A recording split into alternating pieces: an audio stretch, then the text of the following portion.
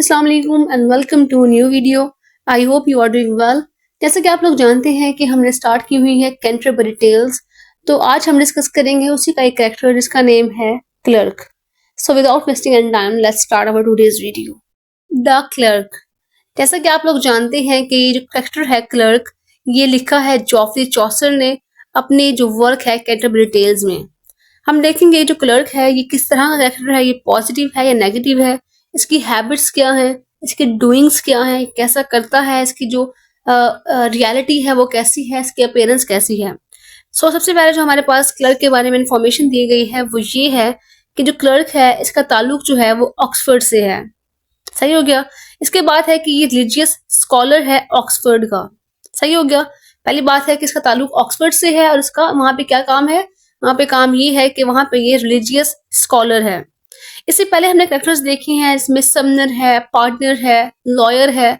उसमें हमें दिखाया गया था कि तमाम जो कैरेक्टर्स हैं उनका ताल्लुक चर्च से है। वो रिलीजियस पर्सनैलिटीज हैं लेकिन वो करप्ट हैं। वो दिखते कुछ हैं, वो हैं कुछ। लेकिन जो हमारे पास क्लर्क है ये बिल्कुल ऑपोजिट कैरेक्टर है इसके।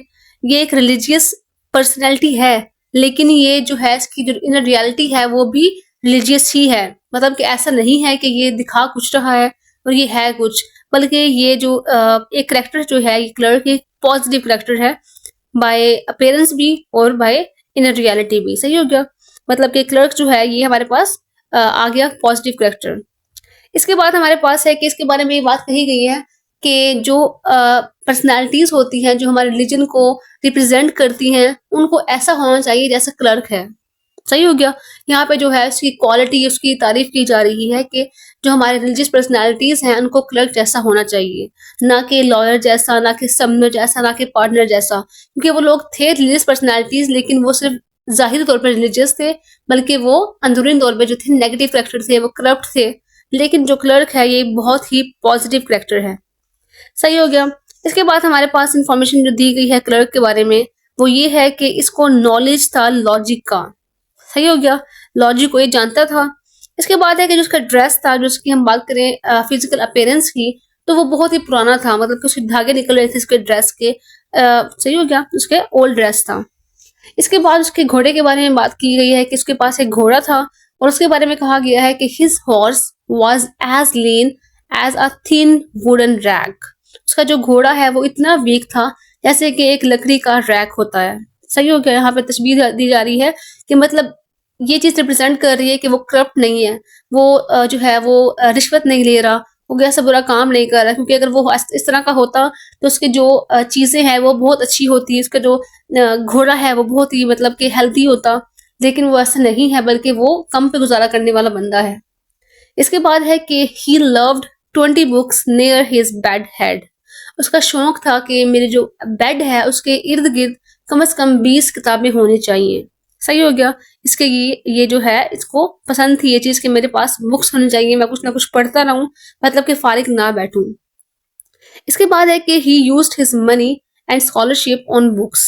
उसके बाद जितने भी पैसे थे, जितने भी मनी थे, जितनी भी उसको स्कॉलरशिप मिलती थी, वो तमाम जो ये मनी है इसको यूज करता था बुक्स खरीदने में। सही हो गया। इसको मतलब बुक्स का पढ़ने का बहुत शौक था। इसके बाद है कि he liked Aristotle and his philosophy. उसको एरिस्टोटल बहुत पसंद था जो कि एक फिलोसोफर है, और उसकी जो फिलोसफी है वो भी इससे जो है उसको पसंद करता है, एरिस्टोटल को भी और उसकी फिलोसफी को भी। इसके बाद हमें बताया गया है इसकी नेचर के बारे में कि इसकी जो आदत थी वो किस तरह की थी, इसकी लैंग्वेज किस तरह की थी। तो कहा गया है कि his language was short, quick and full of relevance. जो इसकी गुफ्तगू थी वो बहुत ही मुख्तसर थी। ये नहीं था कि वो बहुत लंबी लंबी बातें करता था, बल्कि वो शॉर्ट था। सही हो कि उसकी लैंग्वेज थी वो बहुत ही मुख्तसर थी, क्विक थी और फुल ऑफ रेलिवेंस थी। रेलिवेंस का मतलब होता है क्लोजली रिलेटेड और appropriate to the current situation, topic और नीड। मतलब कि जो उसकी गुफ्तगू थी वो बहुत ही टॉपिक के मुताबिक होती थी। ये नहीं था कि वो इधर उधर की बातें कर रहा है, बल्कि जो बात थी वो उसके बारे में ही बात करता था, टॉपिक के बारे में ही बात करता था। मतलब ये नहीं है कि वो इधर बैठ के बातें कर रहा है इधर उधर की, बल्कि वो हमेशा जो उसकी लैंग्वेज थी वो टू द पॉइंट थी। तो ये थी हमारे आज की वीडियो जिसमें हमने डिस्कस किया है कैंटरबरी टेल्स का एक करेक्टर जिसका नेम था क्लर्क। इसमें हमने बात की है कि वो उसका ताल्लुक किस चीज से था। उसका ताल्लुक जो है वो ऑक्सफोर्ड से था। वहां पे वो रिलीजियस स्कॉलर था उसके बाद हमने बात की है कि वो एक पॉजिटिव कैरेक्टर था।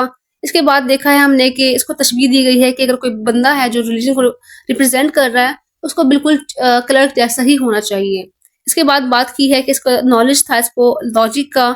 इसके बाद हमने देखा है कि जो उसका हॉर्स है वो इतना वीक है जितना कि एक वुडन रैक होती है। इसके बाद हमने देखा है कि क्लर्क को जो है बुक्स का, किताबों का बहुत शौक है। वो अपनी तमाम जो उसकी सैलरी है या स्कॉलरशिप है वो बुक्स पे ही खर्च करता है। इसके बाद हमने देखा है कि इसको जो फिलोसोफर है एरिस्टोटल वो पसंद है और उसकी फिलोसफी भी पसंद है। और लास्ट पे हमने देखा है कि उसकी लैंग्वेज है वो बहुत ही टू द पॉइंट होती थी। मैंने कोशिश की है आसान लफ्ज़ों में समझाने की, उम्मीद है आपको समझ आ गई होगी। अगर समझ आ गई है तो don't forget to share this video with your friends and class fellows. Thank you.